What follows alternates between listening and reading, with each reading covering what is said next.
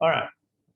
So far we said we defined the line integrals as the similar to Riemann sum of the calculus integral and limit of the Riemann sum. And then we talked about the properties of the integral and the first evaluation method, which was the same as a fundamental theorem of calculus. And we have the same thing in complex numbers. And if you have a function that is analytic, the integral over any path connecting z1 to z2, integral from z1 to z2 f z dz becomes the antiderivative of the function evaluated at z2 minus antiderivative of the function evaluated as z1. And that is path independent. And we use that to figure out some of these integrals like this. Just remind you that we did that. And then there is a second evaluation method. The first evaluation method is only good for analytic functions. But the second evaluation method is by parametrization of the path of the C, path of integration. So by doing that, we transform the integral into a real integral of this form, which is over the parameter t, which goes from a to b. So it becomes the integral over t from a to b of f of z of t, z dot t dt. And we did that. We applied this method to this function 1 over z, dz over z around the unit circle, and we found this result, that is integral of dz over z over the unit circle becomes 2 pi I. And then we extended this result to cases where it is a circle around z naught, and in the integral we have z minus z naught to the power m. M can be any integer, negative and positive, and the integral is taken over a circle around z naught, centered at z naught with radius r. We did similar method, and we found that this is always 0, except when m is equal to -1, which becomes 2 pi I. So even though in some cases the function is not analytic here, the answer is 0. And then this was a example that showed that it makes a difference which way to go from z1 to z2 if the function is not analytic. This f of z was real of z, which is not analytic, and so the integral is different from if you go directly from 0 to 1 plus 2i, or go this way and then go up. And therefore, in general, it depends on the path.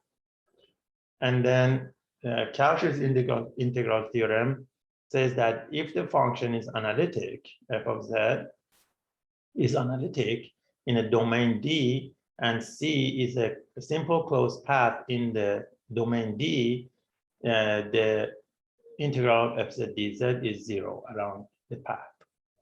And we had several examples about this. Integral of e to the z dz around any closed path, any simple closed path, or otherwise even, is 0 because e to the z is analytic everywhere. The same for cosine z, the same for z to the n, if n is 0 or positive. And then we talked about path independence. When you have the integral over a closed path to be 0, you can conclude that integral from z1 to z2 along any path is the same. But I argued that, and then we have this deformation of path, and from deformation of path we get to this more general results. Remember, this was like that for a path C to be a circle centered at Z0. But because we have the principle of deformation of path, this is true for any closed path, any simple closed path that includes Z0, or Z0 is in the interior of the path. So that's a very strong theorem now. If you have only dz divided by z minus z0 around any closed path that includes z0, the answer is 2 pi I. Okay. And then we have Cauchy's integral formula, which is a generalization of this. You see, this if you have m equal to -1, we have dz divided by z minus z0. But Cauchy's integral formula is more general than that. We have dz divided by z minus z0, but we have an analytic function here. So if this f of z is analytic in the domain and C is a simple closed path in that domain, and z0 is interior to that simple closed path, the integral becomes 2 pi I times this function that is here, evaluated at this point. All right. So if the function is 1, then this becomes 1. You recover this result, right? But in this case, it is more general. And so this was 14.3. We just mentioned that, and then we went to this example.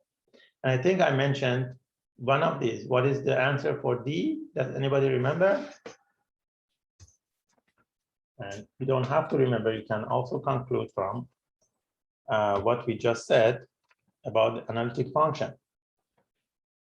Is it 0? It is 0 because It's analytic, it's a closed path. Yeah, you can have a region like that. It is not analytic on these 2 points, but if you have a region that doesn't include these 2 points, it is analytic in this domain D, and this is a simple closed path in that. And according to Cauchy's theorem, you have an analytic function and a simple closed path, the integral is 0. So the integral of gz dz, integral over d of g of z dz is equal to 0 from Cauchy's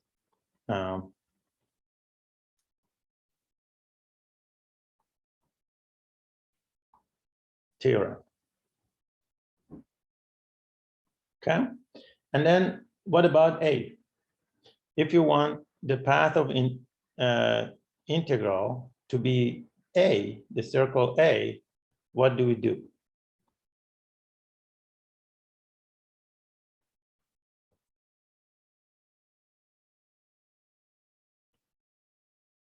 Remember, we have this Cauchy's integral and Cauchy's integral formula. So if you have an analytic function in there, and of course there's one point under this integral, right? The integrand is not analytic at Z0, right? And Z0 is interior to the path of integration C. According to this formula, the result will be a 2 pi I times this function evaluated at this point. All right, so this is what we're going to do. We want to see if that number is inside the path. We want to write the whole integrand as an analytic function divided by z minus that z naught. Okay, so what we're going to do is to write, you see, at 1, which is inside the circle A, the function is not analytic, and that is the root of z minus 1. So we can put z minus 1 in the denominator, move this up, and make it part of the analytic function that we have in the numerator, right? So we can write integral over sorry, this is a. Integral over a, we can write this as z squared plus 1 divided by z plus 1 divided by z minus 1. Now, this is our analytic function, which is analytic everywhere in this domain here. Now, our domain is that includes a, and one point is inside, and that is the root of the denominator. And this is our analytic function. So according to Cauchy's formula, this is 2 pi I. Then this function, z squared plus 1 divided by z plus 1, evaluated at z equal to what?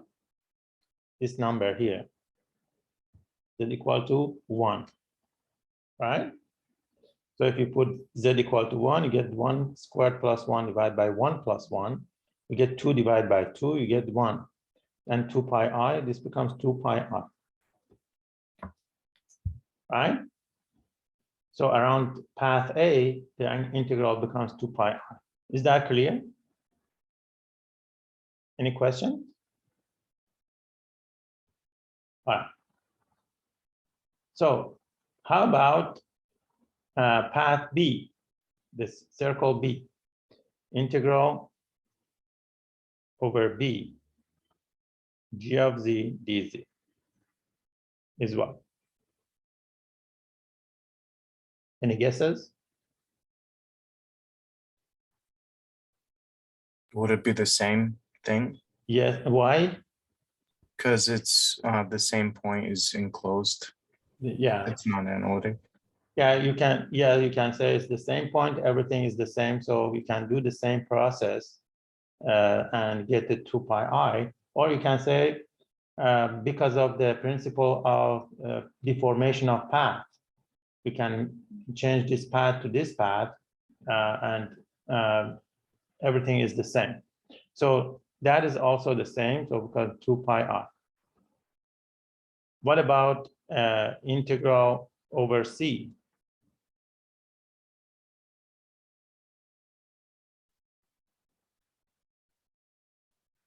How do we do this? Over this C, you have -1 inside the circle. So means that this part of the function is analytic, right? And you can now leave this one, z plus 1, in the denominator, move z minus 1 to the numerator, right? So we have this integral over C of z squared plus 1 divided by z minus 1. This is the analytic function, divided by z plus 1, right? And then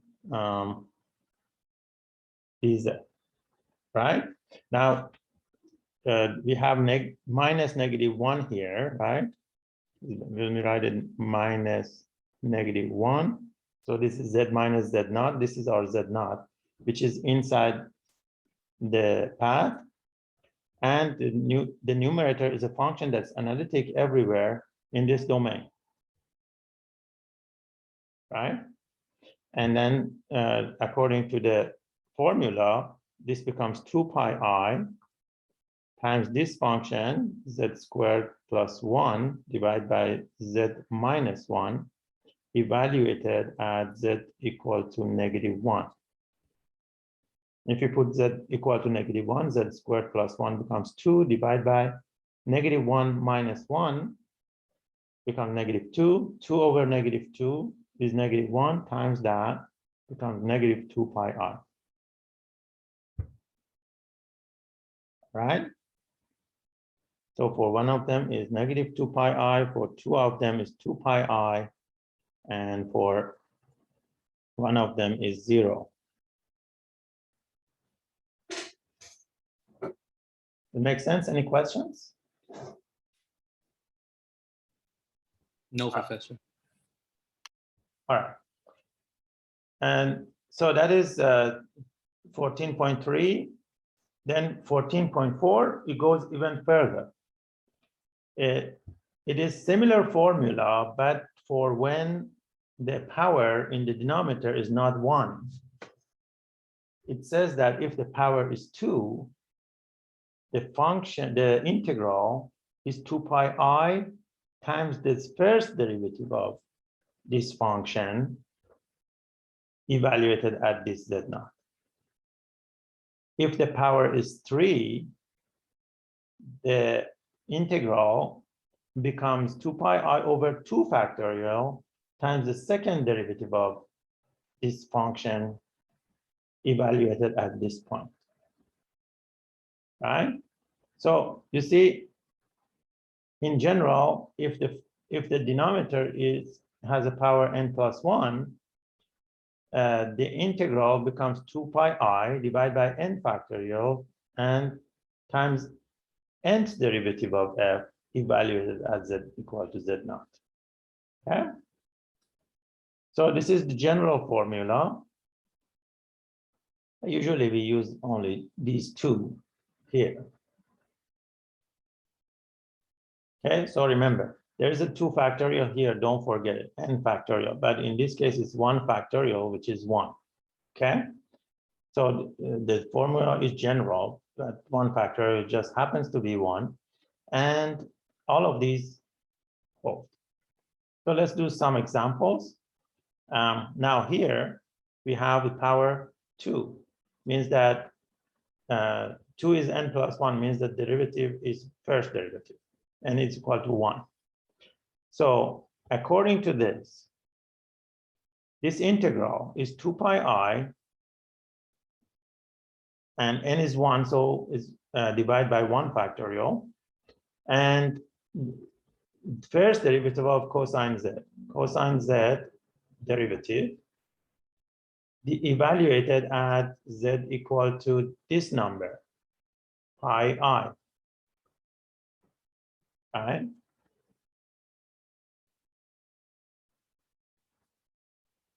All right? Makes sense? And then, so we can now proceed by doing that. We can say it is equal to 2 pi I times, what is the derivative of cosine z? Is negative sine z, isn't it? And then evaluate at z equal to pi I. And this negative can come out, comes negative 2 pi I sine of pi I. So how do we evaluate sine of pi I? You can, if you remember, sine of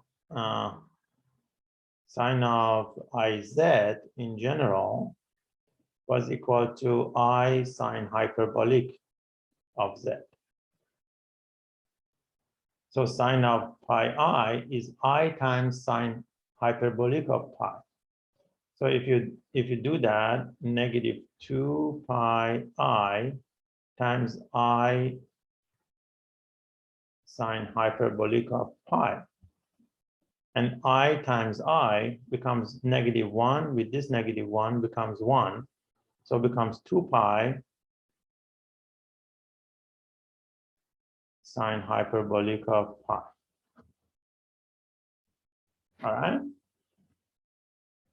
Of course, is e to the pi minus e to the negative pi divided by 2. With this 2 becomes just e to the pi. So this becomes pi e to the pi minus e to the negative pi. Okay? Professor? Yes. Could you go back to that last example? Yeah, so could you re-explain that first step, because I was still copying the problem down, of how we're utilizing the new formula with m equal to 2, and then how that turns into 2 pi I? You mean this part? Yeah. All right. Sure. You see, so here, if the denominator has a power of 2, Mhm. you have an analytic function here, and you have z minus z naught squared, okay? Of course, these are all for when the this z naught is inside this C, okay? So you have two. This means that this integral is equal to 2 pi I comes here, right? Times the derivative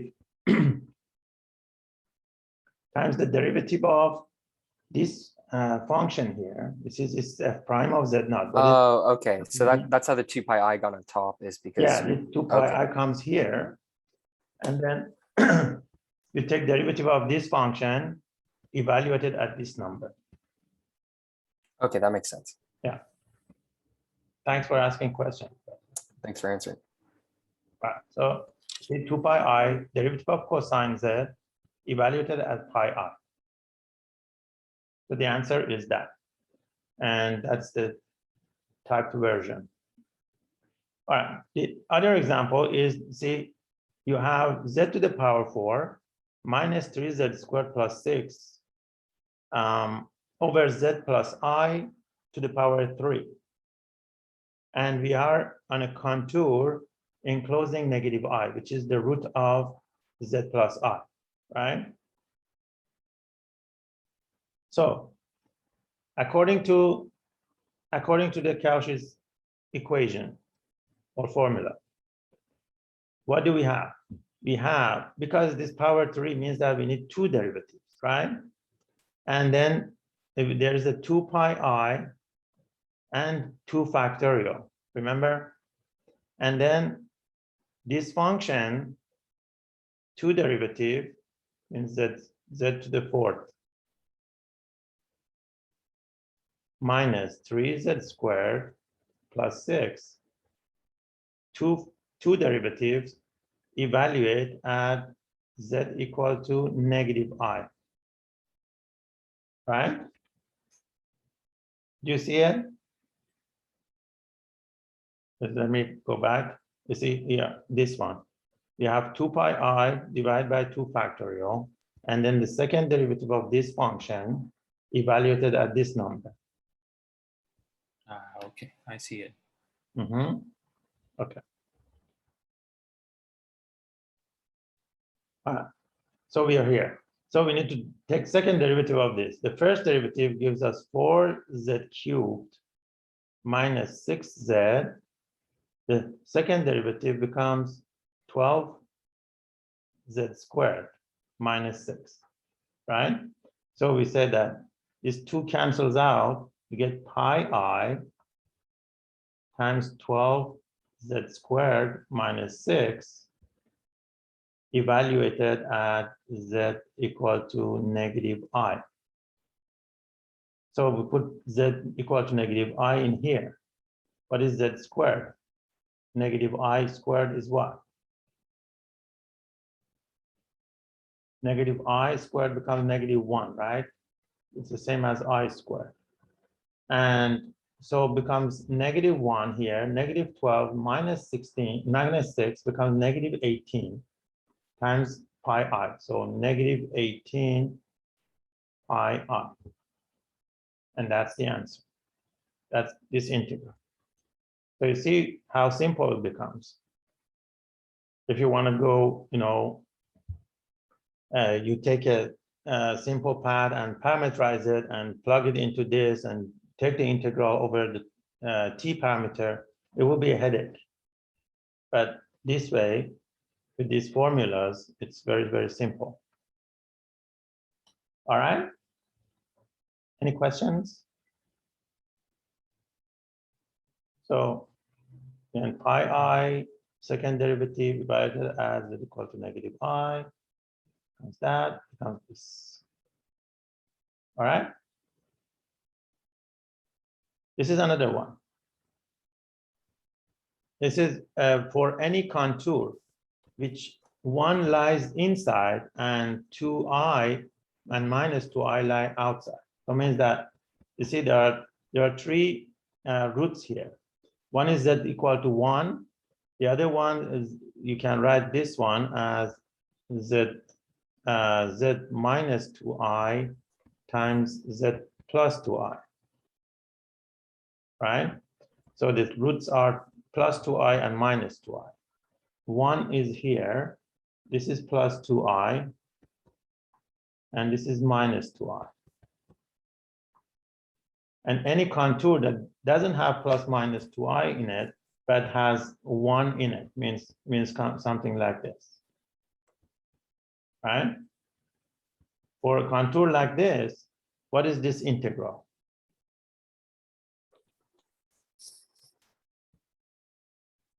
So we can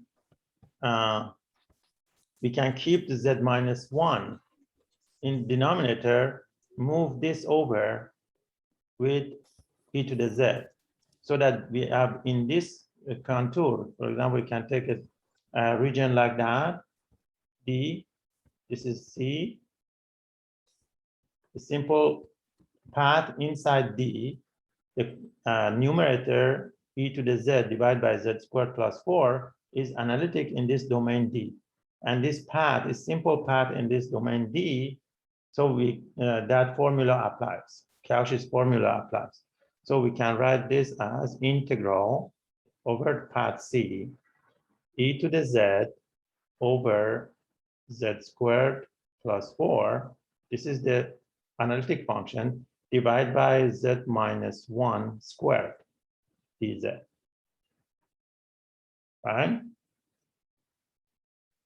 So according to Cauchy's formula, now because this is squared, we need the second derivative. We need the first derivative. So. Professor, Yes. so real quick, basically, you just look at the bottom and whichever one would give you a value of z being undefined, that's the one you keep on the bottom, or I guess you could think of it as like factoring That's out of it. correct. Okay. That's correct. And we have this is like a rational function. Of course, it's not because of e to the z. We can e to the z times the rational function. It is analytic everywhere except where the denominator is 0. Okay, so if you find the roots, the root that is inside the path of integration, you keep that part that becomes 0 at that point. You keep it in the denominator. The rest you send to the numerator. Okay, thank you. So here this is z squared plus 4 is analytic around this point 1, and therefore we can just move it up and consider e to the z over z squared plus 4 as an analytic function in that region or in that domain, divided by z minus 1 squared. And because this is z minus z naught squared, we Cauchy's theorem or Cauchy's formula says that you should use first derivative.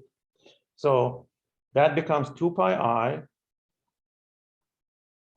and derivative of e to the z over z squared plus 4, one derivative, evaluate at z equal to 1.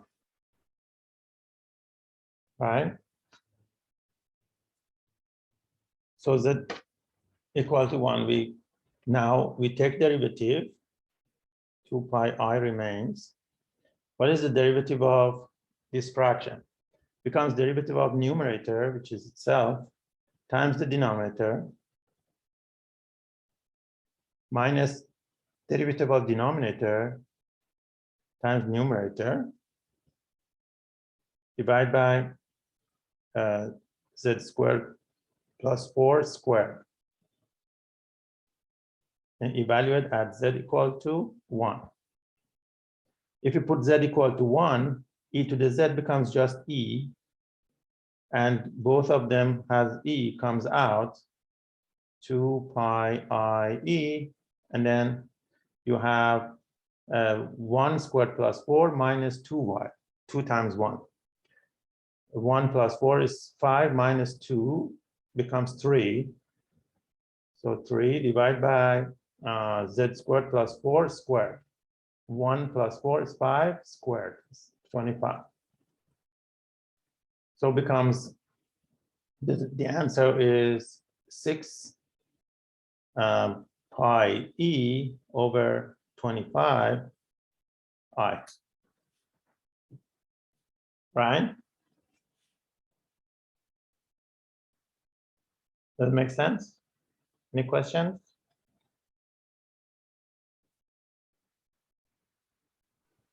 No, Professor. Thank you. All right.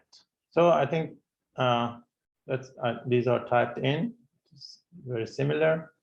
6 e pi over 25 I. All right. And if you calculate that, will be 2.05 I. All right. This is this chapter. The homework, I think, on the first two you did before, and I will put this two for the next week.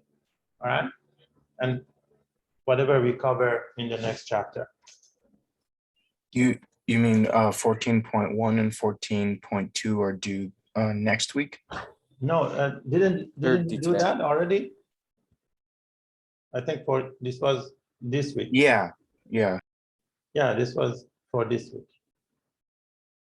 All right.